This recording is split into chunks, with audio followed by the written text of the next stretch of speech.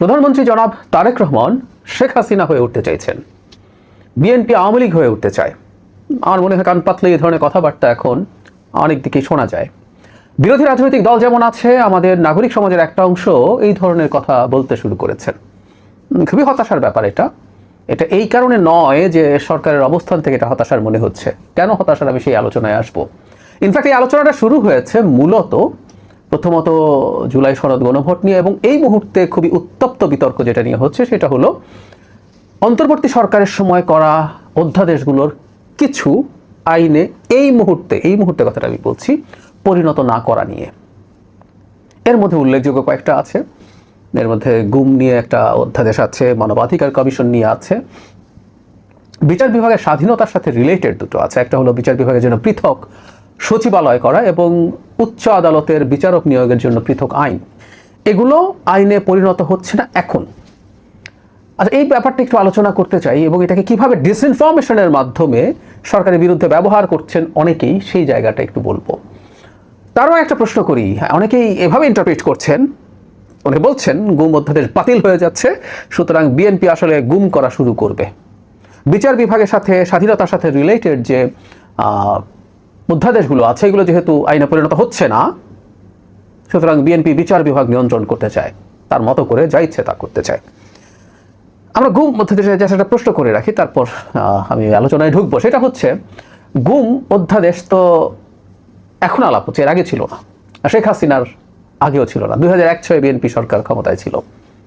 গুম হয়েছে কি তখন? তখন তো গুম অধ্যাদেশ ছিল না। মানে গুম অধ্যাদেশ না থাকা মানে কারো গুম করার খায়েশ হবে সারাক্ষণ, এই চিন্তা আমরা কেন করছি? ফান্ডামেন্টালি ভুল চিন্তা, এবং এগুলোই প্রত্যেকটা ফ্রেমিং। এবং আমাদের এটা একটু মাথায় রাখা দরকার, বিএনপি একটা গণতান্ত্রিক সরকার গঠন করেছে বড় একটা বিজয়ের মাধ্যমে। বিএনপির ভুল ত্রুটি থাকবে, কিন্তু বিএনপিকে আওয়ামী লীগের সাথে একই পাল্লায় তুলে দেওয়ার প্রবণতা, এটা অবিচার, অন্যায়। সমালোচনার মধ্যে সম্ভবত কোনো একটা জায়গায় পরিমিতি বোধ থাকা দরকার আছে। আচ্ছা, অধ্যাদেশগুলো নিয়ে আসলে কি বলা হয়েছে, কেন আমি ডিসইনফরমেশন বলছি? আমরা 133টা অধ্যাদেশের কথা জানি, যার মধ্যে 98টাকে আইনে পরিণত করা হচ্ছে সরাসরি, কোনো রকম কোনো পরিবর্তন ছাড়া।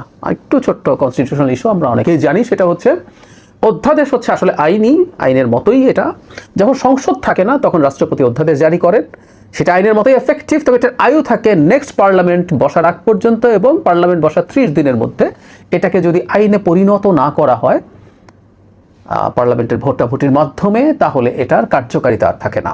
তাহলে 98টা অবিকৃতভাবে বিএনপি আইনে পরিণত করছে। 98টা বিরাট সংখ্যা, মানে 133টার মধ্যে 98টা। 15টা কিছু চেঞ্জ করে উত্থাপন করা হচ্ছে, তার মানে 98 আর 15, ইনফ্যাক্ট 113টা আসলে উত্থাপিত হয়ে যাচ্ছে। 20টা উত্থাপন করা হচ্ছে না। এই উত্থাপন না করা মানে হচ্ছে এটা বাতিল হয়ে যাবে স্বয়ংক্রিয়ভাবে, কারণ 30 দিনের মধ্যে যদি সংসদে অধ্যাদেশ উত্থাপিত না হয়, তাহলে সেটার কার্যকারিতা থাকে না। এবং এর মধ্যেই যে আলোচিত কয়েকটা আছে সেগুলো এখানে আছে। মজার ব্যাপার, পার্লামেন্টে আইনমন্ত্রী, স্বরাষ্ট্রমন্ত্রী দুজনই খুব স্পষ্ট ব্যাখ্যা দিচ্ছেন আলোচিত আইনগুলোর কি ঘটছে। টেকনিক্যালিটিস আছে, সেই টেকনিক্যালিটিস আমি যাব না। আমাদের আইনমন্ত্রী খুব সহজেই পার্লামেন্টের ঝামেলা, ব্যস্ততা কমে আসলে তিনি বিস্তারিত আইনি ব্যাখ্যাও দেবেন, আমরা সেই প্রত্যাশা করি, এবং তিনি সেটা করবেনও, আমরা এটা মোটামুটি ধরে নিতে পারি। কিন্তু বেসিক কথাটা তারা কিন্তু পার্লামেন্টে বলে দিয়েছেন যে এই অধ্যাদেশগুলো বাতিল হচ্ছে কারণ এগুলো উত্থাপিত হচ্ছে না, সেই কারণে। কিন্তু যে ইস্যুতে এই অধ্যাদেশগুলো আছে সেগুলো নিয়ে নতুন করে বিল আসবে সংসদে। তো ওয়ার্কিং পার্লামেন্ট আছে, সেখানে বিল আসবে, আইন হবে নতুন করে।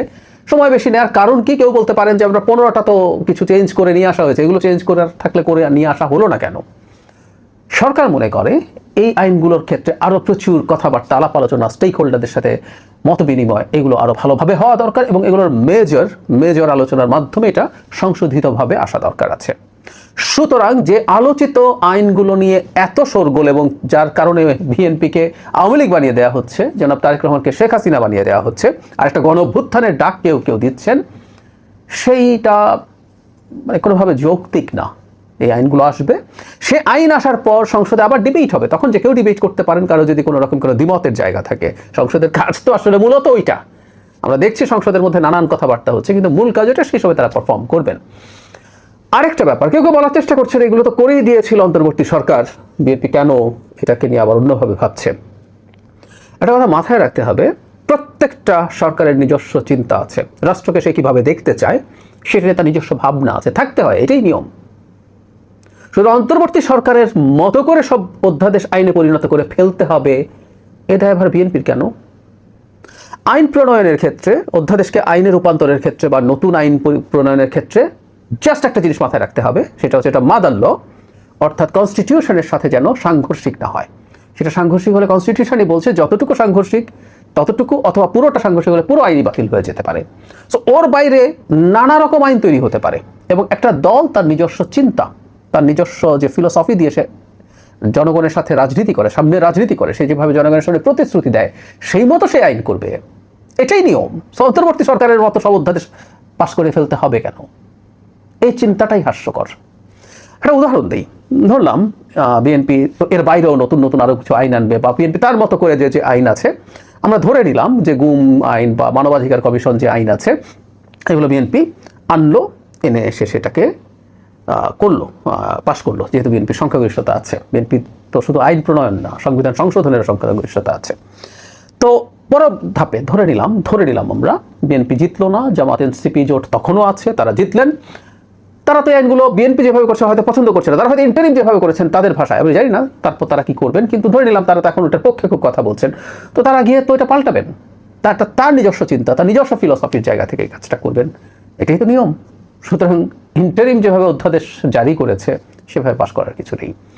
মজার ব্যাপার হচ্ছে আমাদের খুবই সচেতন নাগরিক সমাজের মানুষকে আমরা দেখছি বিএনপি কেন হুবহু অন্তর্বর্তী সরকারের করে যাওয়া অধ্যাদেশগুলো পাশ করে ফেলছে না সেটা নিয়ে ক্ষোভ দেখাতে গিয়ে বিএনপিটা করবেই না বলে ফেলছে, এটা বাতিল হয়ে গেছে বলছেন।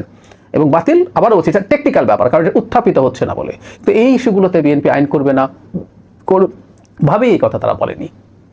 এটা ট্রু, বিএনপি যে আইনগুলো করতে যাচ্ছে ডিবেট হবে, একটা আইন কেমন হওয়া উচিত, তার মধ্যে কি কি থাকা উচিত অনুচিত, একটা প্রতিষ্ঠান যখন তৈরি সেটা কীভাবে গঠিত হতে হয়, সেটার কর্মপরিধি কী হবে, সেটা কীভাবে সে করবে, এসব নিয়ে নানান ডিবেট আছে। সেটা কারো পছন্দ নাও হতে পারে, না হলে সেটা নিয়ে রাজনীতি হবে। রাজনীতি আমি পজিটিভ অর্থে বলছি, একটা গণতান্ত্রিক ব্যবস্থা এভাবেই কাজ করে। এই সরকার যদি কোনো আইন এমনভাবে করে, কোনো বিরোধী দল বা কোনো নাগরিক সমাজের সত্যিকার অর্থেই দায়িত্ব আছে এই জিনিসগুলো নিয়ে জনগণকে সচেতন করা, মিডিয়ার দায়িত্ব আছে এগুলো নিয়ে জনগণকে সচেতন করা হোক। কোনো একটা সময় মানুষের পছন্দ না হলে বিএনপিকে ভোট দেবে না। তারা যদি মনে করে বিএনপি সত্যিকার অর্থেই শেখ হাসিনা হয়ে গেছে বা হয়ে যাচ্ছে, এই ভয় তারা যদি পান, তারা যদি এটার ভয়ে অন্যদেরকে ভোট দেন, দ্যাটস ফাইন, এটা জনগণের সিদ্ধান্তের ব্যাপার। আগে একটা কথা বলেছিলাম, সেই কথাটা বলে শেষ করি। বিএনপিকে আওয়ামী লীগ বলা, একই পাল্লায় তোলার চেষ্টা করা, শেখ হাসিনাকে পতন ঘটিয়েছে এত শক্তিশালী সরকারকে আপনাদেরকেও ফেলে দিতে পারবো, খুবই গুরুত্বপূর্ণ মানুষজন এই ধরনের কথাবার্তা বলছেন। আরেকটা গণ অভ্যুত্থানে নামতে হবে, এগুলো কিন্তু মেঠো বক্তৃতা না, এগুলো আলোচনা সভা, সেমিনারে এই কথাগুলো বলা হচ্ছে, গোল টেবিল আলোচনা এইসব কথা বলা হচ্ছে। এই ফ্রেমিংটা মর্মান্তিক, মারাত্মক। আমাদের গণতন্ত্রের সাথে একটু অভ্যস্ত হতে হবে। গণতান্ত্রিক ব্যবস্থায় কেউ যদি কোনো ইস্তেহার, তার কোনো প্রতিশ্রুতি ভঙ্গও করে, প্রতিশ্রুতি ভঙ্গ করছে না, কিন্তু যদি করেও, সেটার জন্য আগামী নির্বাচন, পুরো রাজনীতির সময়টা করতে হবে, এবং আগামী নির্বাচনে জনগণের কাছে ম্যান্ডেট চাইতে হবে যে দেখো ওরা এটা করেনি, আমি করতে চাই, আমাকে ভোট দাও। গণতান্ত্রিক ব্যবস্থায় কোনোভাবেই এই রকম কোনো কিছু হওয়া উচিত না। আমি এটা বলে আবারও শেষ করছি, কথাটা কয়েকবার